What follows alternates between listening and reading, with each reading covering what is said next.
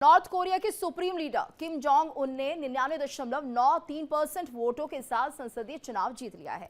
हाल ही में सर्वोच्च सदन यानी सुप्रीम पीपल्स असेंबली के लिए मतदान हुआ और इसमें खुद किम जोंग उन ने कोयला खदान में जाकर अपना वोट डाला था। लोकतंत्र वाले देशों के उलट यहां चुनाव का मकसद सरकार बदलना नहीं बल्कि किम जोंग उन की सत्ता पर मोहर लगाना होता है। किम जोंग उन की इस जीत पर एक बार फिर नॉर्थ कोरिया की जनता ने मोहर लगाई है। बताया जाता है कि नॉर्थ कोरिया वोट डालना सिर्फ अधिकार नहीं बल्कि एक जिम्मेदारी है जिसे निभाना हर नागरिक के लिए अनिवार्य होता है। दरअसल नॉर्थ कोरिया की सर्वोच्च सदन के लिए 15 मार्च को चुनाव कराए गए और इस चुनाव में खुद supreme leader Kim Jong Un ने भी मतदान किया।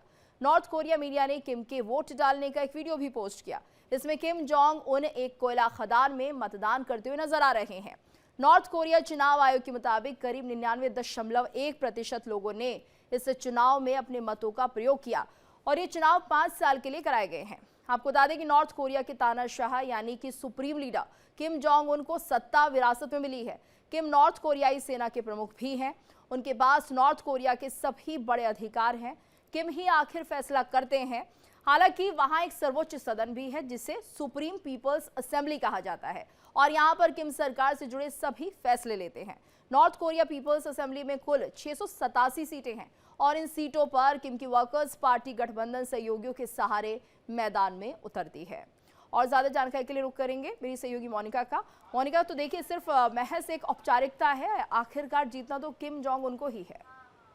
बिल्कुल, डिक्टेटरशिप है उत्तर कोरिया में, लोकतंत्र नहीं है, ये बात सभी जानते हैं गीतू। और यहाँ पर वोट डालना एक औपचारिकता है, सभी को चुनना किम जोंग उनको ही है।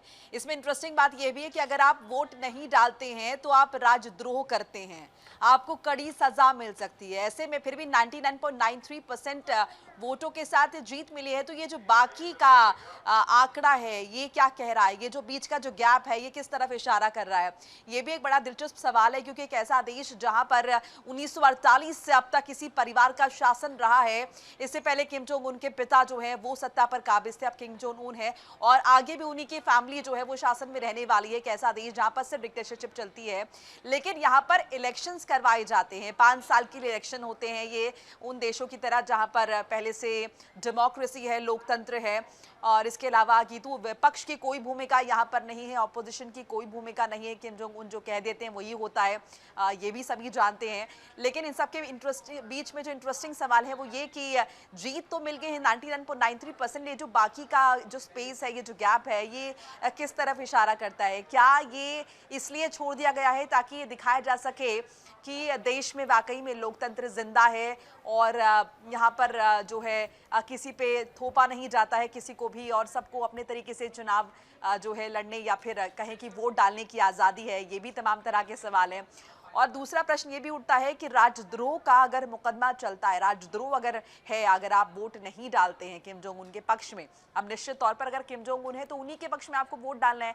लेकिन अगर आप अपनी ये नैतिक जिम्मेदारी कहें या फिर राष्ट्र के प्रति अपनी जिम्मेदारी कहें, इसे पूर्ण नहीं करते हैं तो किम जोंग उन की तरफ से क्या सजा का प्रावधान है? क्या सूली पर चढ़ा दिया जाएगा, क्या फांसी दे दी जाएगी या फिर कोई और सख्त सजा है? ये एक बड़ा सवाल है। हालांकि जिस तरह की यहाँ पर प्रक्रिया है, आपने जिक्र किया भी इस बात का कि हाल ही में संसदीय चुनाव हुआ है और उन्हें सर्वसम्मति से ये नेता चुन लिया गया है। तो एक प्रक्रिया है जो कि हमेशा से यहाँ पर भी चलती है बाकी देशों की तरह, और उसका भी निर्वहन जो है वो उत्तर कोरिया में किया गया है। बिल्कुल, और ऐसे में देखिए सिर्फ एक औपचारिकता है जिसे पूरा भी कर लिया गया है और जो जीत है वो जाहिर सी बात है किम जोंग उनको ही मिलनी थी। धन्यवाद मोनिका इस पूरी जानकारी के लिए। देखिए इंडिया डेली 24/7 अब आपकी स्मार्ट टीवी पर। इंडिया डेली मौजूद है सभी डिजिटल प्लेटफॉर्म पर लाइव और लगातार। इंडिया डेली 24/7 हर दिन राष्ट्र को समर्पित।